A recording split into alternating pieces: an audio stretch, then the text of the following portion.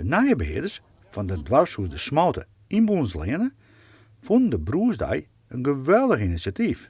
Ze hoefden er dan net lang voor na te denken om mee te doen. Een hele minder tijd had geweest en we hopen, omdat het al eventueel glas gaat. En daarom hadden ze de Dwarsbroersdij direct insmeten. Dat is uit de gemeente wij, die had dit verzonnen. En hier in de omstreken in ieder geval een hele prutte door mij.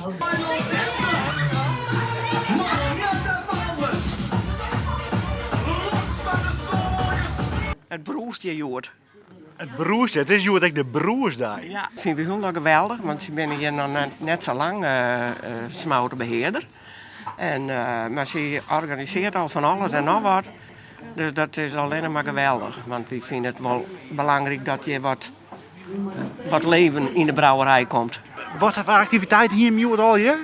We in Vermjane hebben knutsel in houden, maar de groep 1 tot en met 4. En van groep 4 tot en met 8 hebben we een sportactiviteit gewoon in de sportzaal, want we gaan naar de sportzaal te stingen. Ja, vanaf 12 uur hebben we disco en gewoon iedereen van de meesten. Nou weer de bingo weer aan de gang, dat is jou of jou begang. En van jongen hebben we live muziek om 8 uur. Maar Eepje en Geertje, maar melodies. 40. Ik vind het geweldig. Ik denk wel dat dit een hele goede actie is. Helemaal na de coronaperiodes en alles. Het dwarshoes, vind je dat belangrijk? Ja, ik denk wel dat dat heel belangrijk is. Ik van de gemeenschap en het dorp en dat je alles een beetje wat gezamenlijk houdt. Ja, absoluut. Het is een correcte bingo. Jonge dame, gefeliciteerd.